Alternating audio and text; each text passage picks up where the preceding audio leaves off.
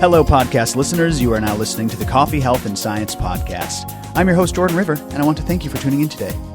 Before we get started, please share the Coffee, Health, and Science Podcast with a friend, with a coffee drinker, with a colleague. We love when you spread the show. It really helps us out.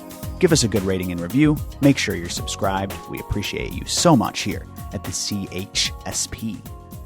Today, we are having a little coffee chat. Little bit of coffee news, a little bit of a mixer episode. And today we have show favorite Dr. Coffey as the guest. What's up, my friend? Well, it's another day above ground living the dream. Yes, I have my coffee right here. Going to take a hit of it right now. Yeah, you enjoy that. I have some bad news for everybody that's listening in today. Well, I mean, it could be good news. You could clap me on the back and say congratulations. I quit drinking coffee. I don't believe it. No, I did. I quit last night at 1 a.m. and held that all the way till 7. Oh, incredible. So I knew something was coming. On the back right now? 100%. Yeah, there's a little golf clap going on in the background with the producers. I knew something was coming, Dr. Coffey. I knew not to take you seriously. I was just waiting for the punchline. Yeah, I'm very proud of myself. I really am. 6 hours. I may even make a certificate for myself. Yeah, it's on the wall. It's an iron will to last 6 hours for Dr. Coffey. So what's going on, Dr. Coffey? We're talking about some coffee news. We're talking about coffee as a nurturing drink, this idea. What do you got for us? So you know how you led in with people you sit and share your coffee with. When we think of asking a person, a friend, saying, hey, you want to grab a cup of coffee? Mm-hmm. And when we do that, it's because it's nurturing. It's fun. We're sitting with a friend. We don't do it because we're going to fight. Am I right? So true. I feel like now everybody's at each other's throats, unfortunately. We need more of that kind of connection, that coffee time, one-on-one, in person, not over the screens. You know what I mean? It's such a shame about the pandemic and everything, because that's what we're missing right now. We are, and I wanted to show the good and the bad of it, because we're in the middle of this pandemic. It's a very stressful time. Right. There are people out of work. There are people that are sick. There are people that have lost loved ones. There are kids not in school. I mean, it's a very, very trying time. True. So there's a Wisconsin coffee roaster. Their name is Hellbox, Helbachs. And they're in court in Wisconsin fighting to be able to not wear masks in their coffee shop. I see. They've put up a sign that says, if you have a mask, take it off. What are your thoughts on this, Dr. Coffey? Well, I think that is not the profile of what coffee is all about. So coffee, sitting with your friend that you care about, having a cup of coffee, doesn't mean you got to make a political statement where you're not allowed to wear a mask. I see. On the other side of the coin, I want to talk about some good stuff. Mm-hmm. Everybody knows Melita, right? The coffee filters. Yes. The big, giant German company that makes those white coffee filters that's gone into Melita coffee makers and Mr. Coffee coffee. Right. They're those white ones, right? Mm-hmm. They have closed production, not completely, and they're now producing up to 1 million masks a day. Similar filtering technology? Yes, you can't use, so there are people that have been using coffee filters as masks. Oh. They're way too porous. They will not block out virus, so don't do that. Well, do you put the coffee ground? Do you leave the used coffee grounds in when you do it, though, Dr. Steve? That adds a bit of protection. It's a bit messy, but yeah, it's a bit messy, but that's okay. It's okay. Stop and smell the coffee. Yeah, all day. But Melita has been making a 4-ply hospital grade, medical grade coffee masks. They're up to about 1 million a day, and they've been giving them to healthcare workers right and left. Mm-hmm. So it's powerful stuff. Yeah, we need the applause for Melita. Yay, Melita. And it's just a step away from the coffee filter is the mask filter. So that makes sense. And it's interesting because the coffee house really is kind of where everybody comes together, right? Looking into the history of coffee houses, I mean, that's where everybody blends and everybody meets, but it's like in a civil setting. So I like the idea of discourse, but we need civility. We need the civility of the coffee house. We need to actually stop and take a sip of our coffee so the other person has a chance to speak. We're not just jumping down their throat. You know what I mean, Dr. Coffey? Absolutely. That's what I'm trying to profess here. I love it. Is we really need that. We need to be able to step back and socially distance and sit with a friend and drink coffee and smile. All joking aside, it's a powerful part of society. It's a powerful part of our lives. It's a powerful ritual. And it also holds this place in history. I mean, it really is quite fascinating. It is. And things are coming up on science that have been even more. Now, you and I have talked many a time about the health benefits of coffee. Mm-hmm. And in fact, you have lots of other guests that talk about the health benefits of coffee, right? It's mounting daily. So some of the new research talks about the epigenetic change from coffee. Right.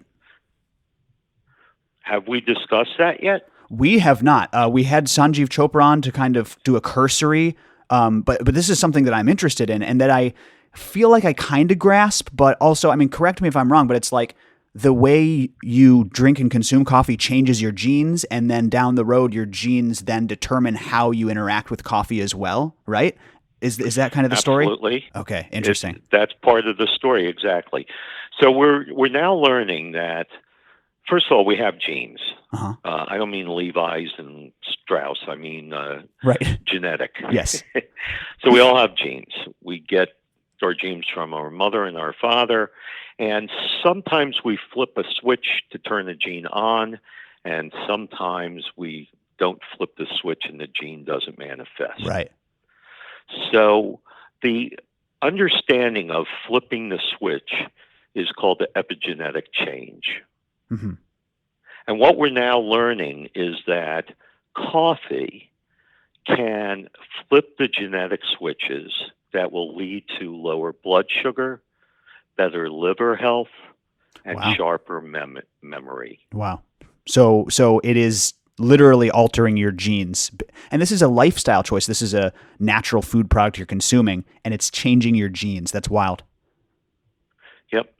It really is. Some of the, I really like where the world's going with genetics. I think it's the next phase of medicine. Wow. And I really like what I'm reading on epigenetic change from drinking coffee. Well, I mean, doesn't it make so much sense, and we already fully accept it the other direction, that eating a ton of refined sugar and smoking cigarettes, that alters your genes, right? Is that safe to say? Is that like a one-to-one comparison? It is. The reason it's not a one-to-one comparison is that people understand that if they eat a ton of sugar, they're going to get fatter and they're going to have more get cancer and yeah, totally. Yeah. So people understand it, but I don't think they understand it from a genetic point of view. They just accept it as dietary and lifestyle factors. Sure. Whereas epigenetics is the mechanism mediating the effects of dietary and lifestyle on disease. Determining whether or not your horrible lifestyle results in cancer. There's a bunch of people who get away with it, and that's just that the genes haven't manifested or haven't manifested yet. Yeah, I use the example of the Schwartz brothers. So there are twin brothers, and they've gone their separate way in life. One of them is a 160-pound yoga vegan meditator, and the other is a cigarette smoking, alcohol drinking, 350-pound insurance salesman. High stress is what I'm trying to say. I got you. Not denigrating insurance. So they have a family history of heart disease. If you were in Vegas and you had to bet which one would succumb first. Listen, the smart money is on the guy. You're right. The smart money is on the guy who's drinking and smoking. It might not be a sure bet, though, I think is what you're about to say. Yeah, it's not a sure bet, but with epigenetics, you have much greater chance that that lifestyle will flip the switch for heart disease. Sure. Yeah, odds are, sure. But that doesn't mean that the other brother couldn't flip the switch as well. True. Also true. So I think this whole study of epigenetics and where it's going with coffee is going to be really revealing as to our understanding of health, especially when it comes to type 2 diabetes and Parkinson's. And that's super interesting, Dr. Coffey. Thank you for taking that little turn. We got to dive deeper as much as we can because that's one thing that I just don't fully understand, and I think it's just so fascinating. So thank you for that. I understand we have some coffee news up next. Yeah. So the next thing I want to talk about is every year there's a auction for coffee. It's called the Guatemala Cup of Excellence auction. And it did not get canceled this year, though some of the things for 2021 have gotten canceled already. But the Guatemala Cup of Excellence auction came off. And the average price for auction was $26.50 American. And that was spread out over 30 lots of coffee. And that was the average price per pound. So this is green coffee that people are looking to auction off and unload? Exactly. Okay. Interesting. And $26.50 is a high amount. It's higher than what it usually is. Oh, interesting. And these are coffees from all over the world? They are. They're coffees from all over the world. I like it. Okay. The top scoring coffee was a washed geisha variety from El Socorro Farm. Mm. And it hit a record high. Can I have a drum roll? All right. $180.20 per pound. Whoa. Holy cow.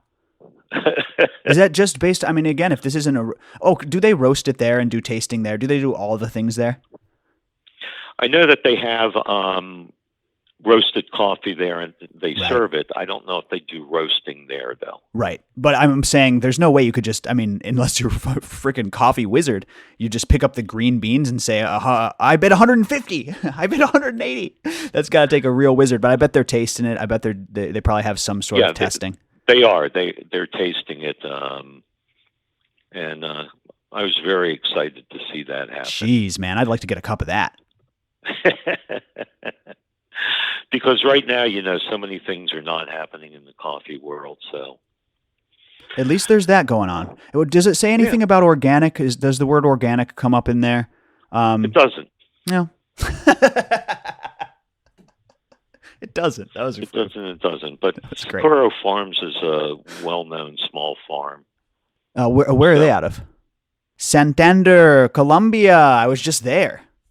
Socorro, Santander. This is from this is a Colombian coffee, my friend. Oh, cool. Oh my gosh. I was just down in Colombia not too long ago, pre-COVID. It seems like a distant memory now. Traveling through the airport, carefree. Man, that was an incredible trip, Dr. Coffey, because I've always been into natural farming. It's obviously through this show and just being health conscious in my past with my health struggles. Getting turned on to organic food, grass-fed meats, that sort of thing. So going down to Colombia and seeing that this regenerative agriculture, A, works, B, is applicable on a large scale, and C, really is what it says it is. It's not some sort of hokum.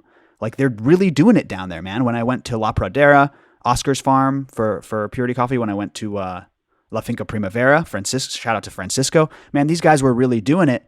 And I took a lot of that stuff back with me to my own garden. And it's really, that trip changed my life, Dr. Coffey. It was really, really cool. Now, you grow some food at your house, right? So I've had a lifetime of gardening experience thanks to my stepmother. and I've always had, plants in my house, but since COVID, I've actually really taken it up a notch in my Chicago home. I've got this really nice big basement, and I was doing a call with somebody for this show actually, and they were talking about how they grow a bunch of food in their basement. And I was like, I gotta do this. And I mean, you may have heard of this, listeners, you may have heard of this, someone doing it hydroponically or something. That's totally different than what I'm doing. I'm doing soil regenerative agriculture in pots in my basement.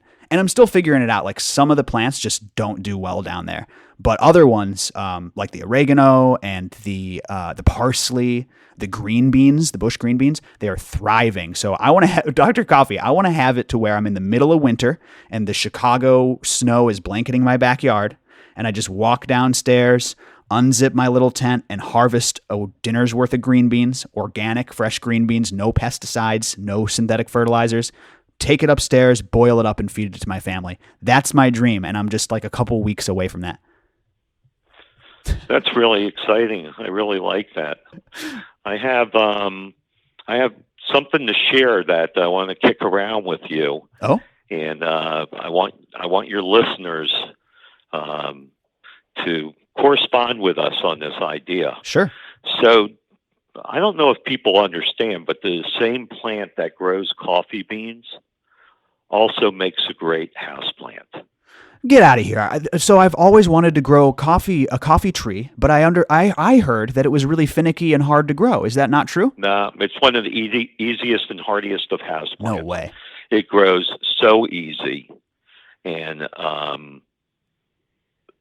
all you really need with it is some indirect bright light. Wow. And good humidity. So you put it on a tray of pebbles with some water in it. So here's what I want to do.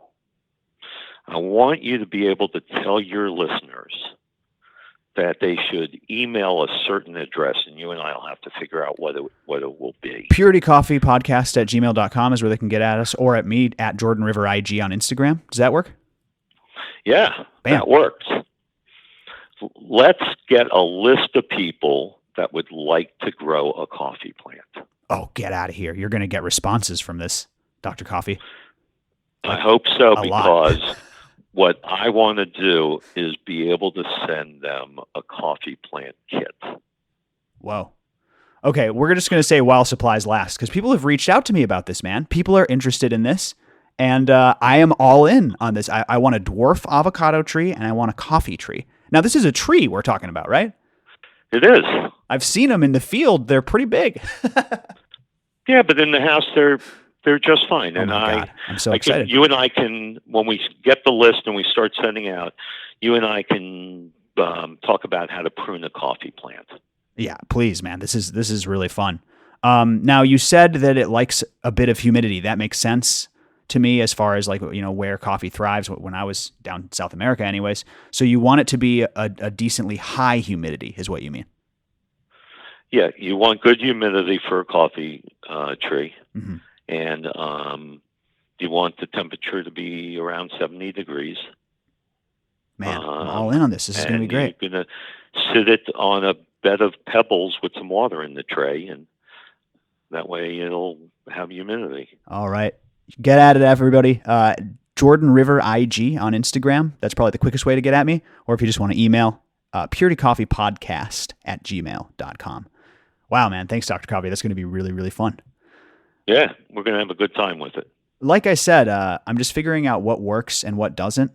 If anybody wants to reach out to me anytime on Instagram, chat gardening, give me tips, ask me tips, whatever. But that really was the next step, Dr. Coffey, was getting an avocado tree in there, because we eat a ton of avocados, and if I can get one tree, you might as well have a tree level canopy. So I'm going to want to get more than one. No, really, that's how it works in the garden. I know it sounds like I'm crazy and I'm a plant hoarder, because I am, but you want to have a nice even canopy for whatever you're growing. So I'm going to need more than one tree in there.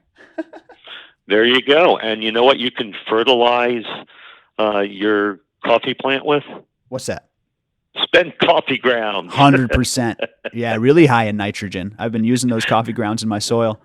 And yeah, it obviously doesn't harm the microbiology, so it's just perfect, man. Really, really great additive. Okay, so anybody that wants to grow a coffee tree, email Jordan River. You got it, man. So fun. Awesome, Dr. Coffey. Thank you. Thank you for having this coffee chat with me. Anything else going on in your world? Any big plans ahead? No, I think I'm just hunkered down, writing, researching coffee and health. Put together a second part to my coffee book on espresso.